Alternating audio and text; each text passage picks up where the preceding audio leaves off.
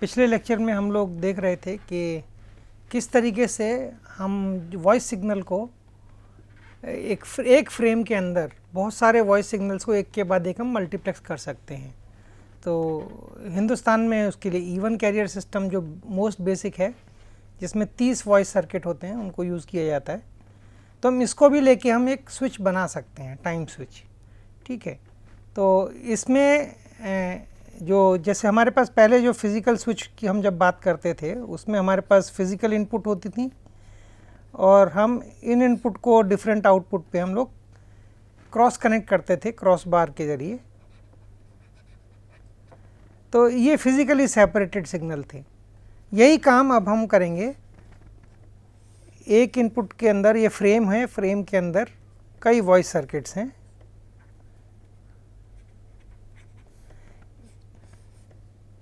और यहाँ पर आउटपुट में भी ऐसी एक फ्रेम है, लेकिन अब हम एक टाइम स्लॉट को किसी दूसरे टाइम स्लॉट से कनेक्ट करेंगे इसके अंदर। तो ये बेसिकली है इसी तरीके से, बट अब हमारा जो सेपरेशन है सिग्नल का वो टाइम के अंदर है। तो हम इसको बोलेंगे टाइम स्विच। और इस प्रकार के टाइम स्विच को हम बोलते हैं, और एक और शब्द इस तरह यूज़ किया जाता है, टाइम स्लॉट इंटरचेंजर। सो स्लॉट्स को हम इंटरचेंज कर देते हैं आपस में, इसलिए इसको टाइम स्लॉट इंटरचेंजर भी कहा जाता है। अब इसको बनाया कैसे जाए? तो इसको बनाने के लिए जो हम लोग इस्तेमाल करेंगे, हम करेंगे रैंडम एक्सेस मेमोरी का।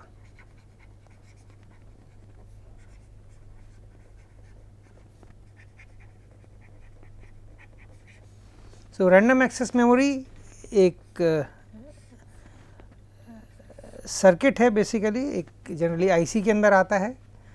इसमें हम सबसे पहले तो एक एड्रेस बस होगी हमेशा और एक डाटा बस होगी। तो एड्रेस बस मान लीजिए जितने भी ये हमने वर्ड्स, मेमोरी वर्ड्स इसमें स्टोर करने हैं, उनमें से कौन से वर्ड के अंदर हमको स्टोर करना है या पढ़ना है या इसमें लिखना है, लोकेशन तय करने के लिए हम एड्रेस बस के ऊपर इसकी लोकेशन का आइडेंटिफायर भेजते हैं।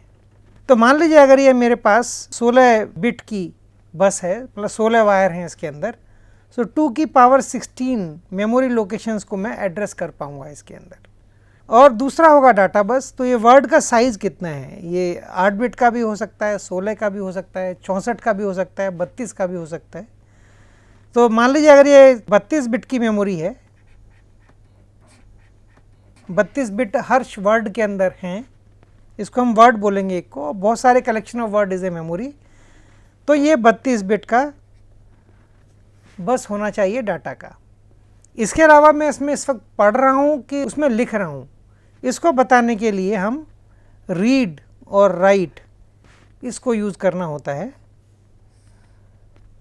लेकिन अगर ये 0 है तो मैं क्या कर रहा हूँ, 1 है तो मैं क्या कर रहा हूँ, ये बदलेगा। तो मान लीजिए अगर मैं इसको बोलता हूँ RW बार, ठीक है, कॉमनली हम इसको यूज़ करते हैं, ये R बार W भी हो सकता है। तो अगर इसकी वैल्यू 0 है तो जब भी ये 0 होगा तो W की वैल्यू 1 है और R की वैल्यू 0 है। मतलब ये अब ये लिख रहा है, डाटा को इस स्टोरेज के अंदर लिखा जाएगा। और अगर इसकी वैल्यू 1 है तो ये हुआ, इस केस में अगर इसकी वैल्यू 1 है तो W की वैल्यू 0 हो जाएगी। लिख नहीं रहा है, इस समय पढ़ रहा है। ये कंट्रोल लाइन है RW बार, जब भी इसकी वैल्यू 1 होगी तब जैसे ही मैं एड्रेस बस दूंगा, जो भी यहाँ लिखा हुआ है वो इस डाटा बस पर आ जाएगा। तो ये रैंडम एक्सेस मेमोरी का स्ट्रक्चर है। अब इससे हमें टाइम स्विच को बनाना है। तो अब टाइम स्विच को बनाते हैं। तो सबसे पहले हमारे पास ये फ्रेम है जो आ रहा होगा। तो ये जो फ्रेम हमारे पास है, फ्रेम आया 125 माइक्रोसेकंड का। इसके अंदर बहुत सारे मेरे पास बाइट्स हैं। तो अगर इवन फ्रेम है तो इसके अंदर 32 बाइट्स होंगे। इसमें से एक तो फ्रेमिंग के लिए चला जाएगा और एक सिग्नलिंग के लिए चला जाएगा। तो खाली 30 वॉइस सर्किट होंगे। तो इवन अगर आता भी है तो उसमें 30 वॉइस सर्किट के लिए ही मेरे को स्विच बनाना पड़ता है। और अधिकतर सिंक्रोनाइजेशन के लिए तो यहीं पर एक इंटरफेस होना चाहिए मेरे पास, जो कि सिंक्रोनाइजेशन को यूज़ करेगा। और सिग्नलिंग के लिए भी यहीं से सिग्नलिंग इंसर्ट बाहर पढ़ी जा सकती है और लिखी जा सकती है। बेसिकली जो सिग्नल मैं रिसीव कर रहा हूँ उसको पढ़ने के लिए यहाँ से निकाला जाएगा, और यहाँ पे मैं साथ में ही इसको इस इंटरफेस से इसको पैरेलल में कन्वर्ट कर लूँगा, 8 बिट की बस बना लूँगा। ठीक है, तो 8 वायर यहाँ से अब पैरेलली आ रही हैं सर्किट के अंदर। क्योंकि मेरे को फ्रेम की बाउंड्री यहाँ पर मालूम है, तो मैं यहाँ पे फ्रेम की क्लॉक है वो रिकवर हो जाएगा मेरे पास कि कितने से 125 हर 125 सेकंड पे एक पल्स आएगी फ्रेम की। इसके अलावा इससे पहले ही मैं यहाँ पे क्लॉक को भी रिकवर कर चुका हूँगा। तो इनफैक्ट जो बिट मेरे पास आ रहा है यहाँ से मैं क्लॉक रिकवरी सिस्टम होगा मेरे पास एक,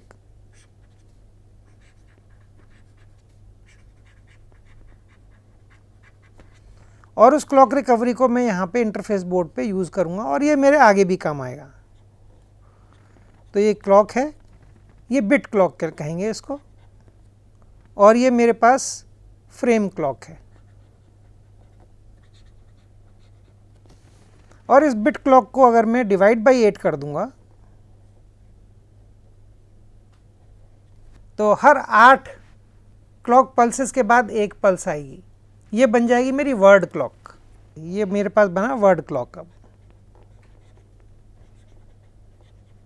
तो 3 मेरे पास क्लॉक होंगी जिनका हम इस्तेमाल कर सकते हैं। तो सबसे पहले जैसे ये फ्रेम मेरे पास सिंक हो गया, फ्रेम की क्लॉक मेरे पास आ गई, तो जैसे ही फ्रेम की क्लॉक आएगी तो इस को मैं इस जगह पे डिवाइड बाई 8, ये बेसिकली एक काउंटर होता है, शिफ्ट रजिस्टर काउंटर जो होता है। तो जैसे ही मैं इसको रीसेट करूँगा ये काउंटर शुरू हो जाएगा और वो 8 पल्स के बाद यहाँ पे एक पल्स देना चालू कर देगा। सो ये जो वर्ड क्लॉक है इसको अब हम यूज़ करेंगे एक काउंटर के अंदर। टोटल मेरे पास 0 से 31 तक आएंगे, तो ये 5 बिट का काउंटर की वैल्यू मेरे को मिलेगी। ये वैल्यू बताएगी इस समय मेरे पास कौन सा स्लॉट चल रहा है। जैसे जैसे मेरे स्लॉट चेंज होंगे तो जब मैं यहाँ पर हूँ तो इसकी वैल्यू होगी 0, यहाँ पर पहुँचते ही 1, यहाँ पहुँचने पे 31, उसके बाद जैसे अगला फ्रेम आएगा फिर 0 हो जाएगा। ये चीज़ यहाँ पर होगी। तो ये काउंटर को चलाएंगे, शुरू कब करेंगे? काउंटर जब शुरू करेंगे जब मेरा फ्रेम शुरू होता है, तो ये फ्रेम क्लॉक से इसको ट्रिगर किया जाएगा यहाँ पर। तो ये मेरे पास वर्ड का ये बेसिकली कौन सा स्लॉट है वो नंबर मेरे पास आइडेंटिफाई हो जाएगा, इसको यहाँ करने की ज़रूरत नहीं है। तो ये मेरे पास अब वर्ड क्लॉक आ गई, जो 0 1 2 0 1 2 3 31 तक काउंट करेगा, फिर 0 आएगा जैसे जैसे मेरे पास स्लॉट आते जाएंगे। तो मेरे को अब स्लॉट की पोजीशन मालूम है और इसको अब मैं मेमोरी के अंदर ट्रांसफ़र करेंगे। यहाँ पे एक हम रैंडम एक्सेस मेमोरी लगा देते हैं। यहाँ पे इम्पॉर्टेंट ये है कि मेरे पास जितने स्लॉट इनकमिंग फ्रेम में हैं उतने स्लॉट आउटगोइंग फ्रेम में हैं। बाद में जब हम इसके अंदर स्ट्रिक्टली नॉन ब्लॉकिंग कॉन्फ़िगरेशन की कोशिश करेंगे, वहाँ पे 125 माइक्रोसेकंड में इनपुट में जितने स्लॉट होंगे तो आउटपुट में उससे कहीं ज़्यादा स्लॉट होंगे, जिससे कि स्विच स्ट्रिक्टली नॉन ब्लॉकिंग हो पाए अगर 3 स्टेज में बनाते हैं तब। ठीक है, तो वो एक डिफरेंट कॉन्फ़िगरेशन है, उसमें 2 रैंडम एक्सेस मेमोरी की ज़रूरत पड़ती है जो आपस में टॉगल करती हैं। तो ये डाटा बस के अंदर कनेक्ट होगा इसके अंदर। इसका एड्रेस कहाँ से आएगा? यहाँ पे अब हमें एक और चीज़ जाननी होगी कि स्विच में हम साइक्लिकली लिख रहे हैं और रीडिंग जो है एसाइक्लिकली कर रहे हैं। ठीक है, तो इसको हम बोलते हैं राइट साइक्लिक, रीड एसाइक्लिक। ऐसी कॉन्फ़िगरेशन भी पॉसिबल है जहाँ पे राइट एसाइक्लिक होगा और रीड साइक्लिक है, तो उस कॉन्फ़िगरेशन को कहेंगे राइट एसाइक्लिक, रीड साइक्लिक। अभी हम इस वाली कॉन्फ़िगरेशन को देख रहे हैं कि हम राइट साइक्लिकली कर रहे हैं। तो चूँकि मैं साइक्लिकली राइट कर रहा हूँ तो इसमें टोटल मेरे पास कितनी मेमोरी लोकेशन होनी चाहिए? जितने की मेरे पास स्लॉट्स हैं एक फ्रेम में, तो मेरे पास 32 मेमोरी लोकेशन की ज़रूरत पड़ेगी इसमें, और हर लोकेशन के अंदर 8 बिट स्टोर हो सकते हैं। एक्चुअली थोड़े से ज़्यादा होंगे, लेकिन यहाँ पे 8 बिट से काम चल जाएगा क्योंकि ये स्पीच मेमोरी है। यहाँ पे आवाज़ को रिप्रेजेंट करने वाली जो वॉइस सैंपल है जो 8 बिट हैं उनको स्टोर किया जा रहा है। ठीक है, तो यहाँ खाली 8 बिट से भी काम चल जाता है। तो लेकिन 32 लोकेशन होंगी, और ये 32 लोकेशन कैसे आइडेंटिफाई की जाएंगी? तो पहले स्लॉट जब आ रहा है तो मेरे को पहली लोकेशन में लिखना है, दूसरा स्लॉट आया, जब 0th स्लॉट आया 0th लोकेशन में, पहले स्लॉट में पहले लोकेशन में, ऐसे तीसरे वाले को तीसरे लोकेशन में लिखना। तो लोकेशन कहाँ से आएगा? लोकेशन इस काउंटर के आउटपुट से आएगा। ठीक है, लेकिन यहाँ एक और इम्पॉर्टेंट चीज़ है, जो मेरी क्लॉक है पहले हाफ में ऊपर होती है, दूसरे हाफ में नीचे होती है, फिर ये अगली क्लॉक पल्स आती है, फिर पहले हाफ में ऊपर होती है, फिर नीचे होती है। तो यहाँ पे इम्पॉर्टेंट ये है कि हम पहले हाफ में तो राइट करें और दूसरे हाफ में रीड करें। हम इसको इस तरीके से चलाएंगे। ये इसलिए पॉसिबल है क्योंकि मेरे इनपुट में और आउटपुट में एक फ्रेम में नंबर ऑफ़ स्लॉट्स की वैल्यू सेम है, तो इसको हमें यहाँ पर देना होगा। यहाँ पर हम, क्योंकि अब हमको इसमें से पढ़ना भी है वापस, तो यही सेम डाटा बस को हम चाहें यहाँ हम ये आउटपुट लाइन में शो करते हैं। ये इनपुट के लिए डाटा है और ये आउटपुट के लिए है। ये बेसिकली एक ही बस से कनेक्टेड होंगे। तो यहाँ पे हम रीड करेंगे, यहाँ पर भी मेरे पास 0 से लेकर 31 तक स्लॉट्स होंगे। ठीक है, फ्रेम में। तो अब हम यहाँ पे एक सेलेक्टर चूज़ कर लेते हैं। ये जाएगा मेरा एड्रेस बस के अंदर।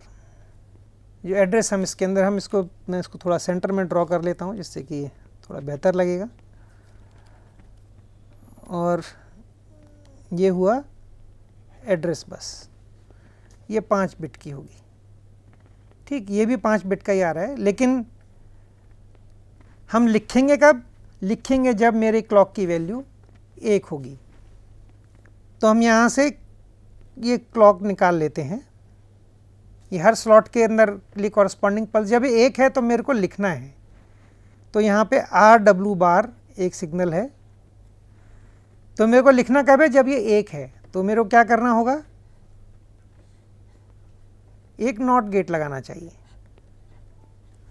जैसे ही मैंने नॉट गेट लगाया तो जब पॉजिटिव हाफ होगा साइकिल का, तब ये वैल्यू हो जाएगी 0। तो ये लिखेगा उस समय, और उस समय एड्रेस कहाँ से आना चाहिए? इस काउंटर से आना चाहिए। तो ये भी जब इसकी वैल्यू 1 है तो मैं इसको इस तरीके से कनेक्ट कर लेता हूँ, यानी कि क्लॉक की वैल्यू 1 है तो एड्रेस यहाँ से जाएगा और ये लिखेगा उस समय। और जो भी शब्द यहाँ पे आ रहा है, जो भी 8 बिट का वर्ड है, सैंपल है, उसको मेमोरी लोकेशन में लिख देगा। साइकिलिकली अब हम लिख रहे हैं, पढ़ते वक्त कहाँ से आएगा, पढ़ेंगे किस ऑर्डर में। इसको रखने के लिए हमें एक और रैम का यूज़ करना पड़ता है, उसको हम बोलते हैं कंट्रोल मेमोरी। इसको हम कहते हैं स्पीच मेमोरी, इसको बोलेंगे control memory. So control memory में भी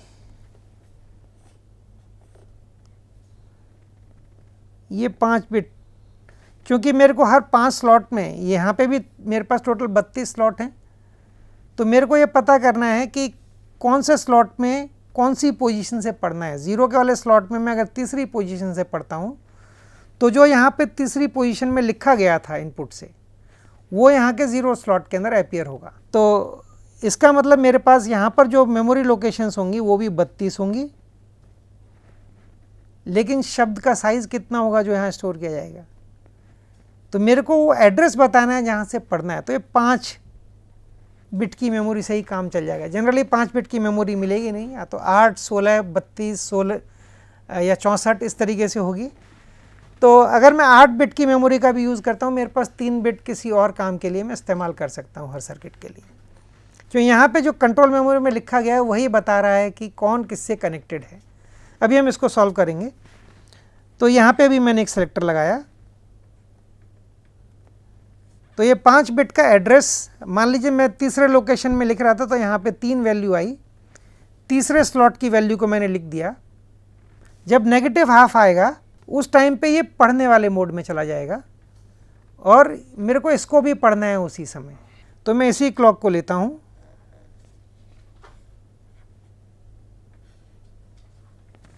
इसको भी उसी समय ही पढ़ना है। जब इसको पढ़ना है तभी इसको पढ़ना है, क्योंकि रीड एसाइक्लिक है। तो ये इसको भी मैं बोलता हूँ RW बार करते हैं। तो यहाँ से डाटा निकलेगा, ये डाटा की लाइन एक तो यहाँ जाएगी, जो भी यहाँ लिखा हुआ है वो बताएगा कौन सी लोकेशन से पढ़ना है मेरे को आउटपुट में, ठीक है। तो ये भी 5 बिट का होगा और यही डाटा बस को मैं स्विच के कंट्रोलर से कंट्रोल भी कर सकता हूँ। मैं इसमें लिख सकता हूँ कि जो मैं लिखूँगा इस कंट्रोल मेमोरी में वो बताएगा स्विच कैसे कनेक्शन बना रहा है। तो जब मैं इसमें लिखना चाहूँगा तो मैं डाटा यहाँ से फीड करूँगा, वो यहाँ नहीं जाएगा क्योंकि उस समय मैं इस पर्टिकुलर मेमोरी में स्पीच मेमोरी के अंदर लिख रहा हूँगा, ठीक है, एसएम के अंदर लिख रहा हूँगा, उसी समय मैं सीएम में भी लिख रहा हूँगा। दोनों राइट ऑपरेशन एक साथ होंगे या दोनों रीड ऑपरेशन भी एक साथ होंगे हमेशा। और कौन सी लोकेशन में लिखना है वो मेरा स्विच बताएगा। तो ये भी 5 बिट का और ये भी 5 प्लस एक आध बिट और एक्स्ट्रा हो सकते हैं हर कनेक्शन के लिए, शायद स्टेटस जानने के लिए या उसको ब्लॉक करने के लिए। तो ये ऑपरेटिंग सिस्टम जो स्विच का होगा उसके ऊपर डिपेंड करेगा। तो ये हमारे पास अब एक पूरा स्विच तैयार हो गया जो टाइम स्विच है। अब इसके अंदर हम कोई कनेक्शन सेट करना चाहते हैं, देखते हैं कनेक्शन कैसे सेट होगा। तो मान लीजिए आप स्लॉट नंबर 1 से लेकर स्लॉट नंबर 5 को कनेक्शन करना चाहते हैं, तो कैसे होगा ये कनेक्शन। तो हमें कंट्रोल मेमोरी में कहाँ पर क्या लिखना चाहिए। तो देखिए इसमें नोट करना है कि हमारे पास ये राइट साइक्लिक और रीड एसाइक्लिक स्विच है। तो पहले स्लॉट में जो भी आ रहा होगा वो हमेशा स्पीच मेमोरी के पहले स्लॉट के अंदर लिखा जाएगा। यहाँ पर जहाँ कहीं भी पहला स्लॉट होगा ये वहीं पे लिखा जाएगा, ये यहाँ पर होगा। इसका मतलब इसको 5वें स्लॉट पे मेरे को यहाँ पे पढ़ना है। तो जब 5वां स्लॉट आएगा तो मेरे को इस बस के ऊपर जो वैल्यू है वो 1 होनी चाहिए। इसका मतलब जब 5वां स्लॉट आया तो 5वीं लोकेशन ये है, इसके अंदर जो वैल्यू स्टोर होगी वो 1 होनी चाहिए और इसकी लोकेशन है ये 5वीं लोकेशन पे है कंट्रोल मेमोरी के। तो जब भी ऐसा होगा, जब मैं लिख रहा हूँ, लिखते वक्त पहले स्लॉट के अंदर जो भी पहले स्लॉट में वर्ड है वो यहाँ लिखा जाएगा स्पीच मेमोरी में। और जब भी 5वां स्लॉट आएगा, जब मैं नेगेटिव हाफ साइकिल में जाऊँगा क्लॉक के, उस समय कंट्रोल मेमोरी से वैल्यू आएगी 1, क्योंकि वो यहाँ लिखी गई है कंट्रोल मेमोरी में, और वो वैल्यू यहाँ पर आ जाएगी। तो यहाँ से जो भी मेरे पास लिखा होगा वो 5 में शिफ्ट हो जाएगा। ये हुआ राइट साइक्लिक और रीड एसाइक्लिक के अंदर। ऐसे ही हम और एग्जांपल कर सकते हैं। मान लीजिए अगर आपको 3 से 8 करना हो तो क्या करना होगा। तो आपको 8वीं लोकेशन पे तो आपको क्या करना है, कंट्रोल मेमोरी के लोकेशन के अंदर क्या स्टोर करना है, what is to be stored.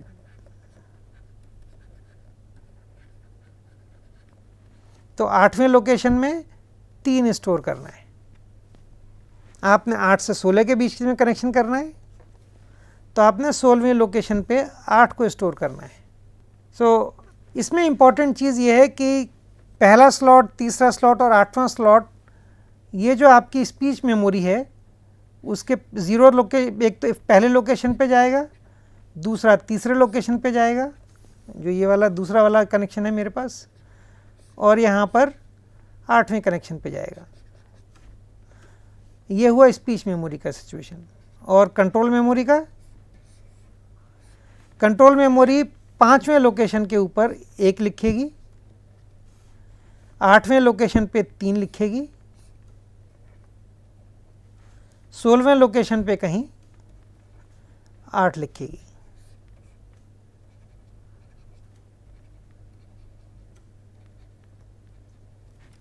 ये कंट्रोल मेमोरी का हिसाब होगा।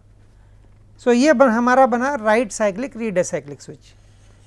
लेकिन जैसा कि मैंने बताया कि राइट एसाइक्लिक और रीड साइक्लिक स्विच भी पॉसिबल है, तो वो कैसे बनाएंगे।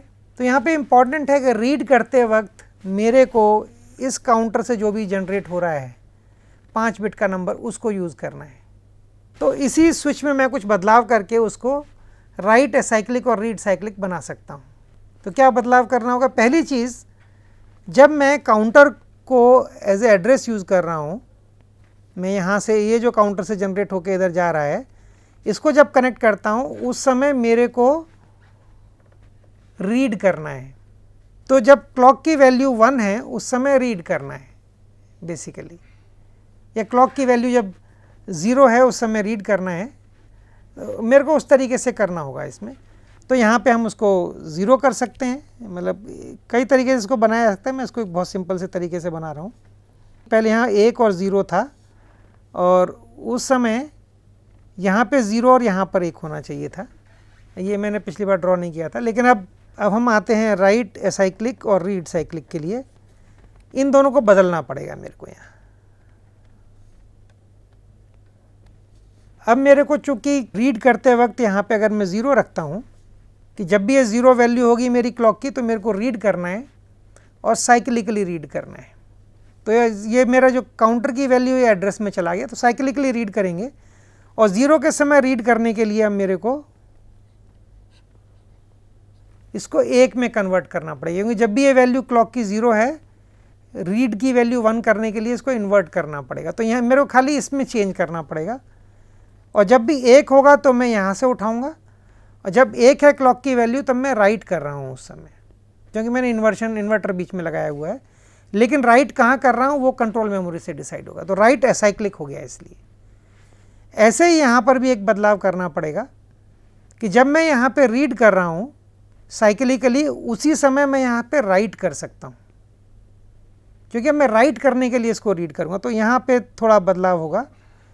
जब क्लॉक की वैल्यू 1 होगी तब मेरे को यहाँ से रीड करना है, क्योंकि मैं उसको राइट के लिए इस्तेमाल करूँगा, और यहाँ पे 0 हो जाएगा। खाली इतना एक बदलाव करते ही मैं राइट साइक्लिक और रीड एसाइक्लिक से राइट एसाइक्लिक और रीड साइक्लिक स्विच में इसको कन्वर्ट कर सकता हूँ।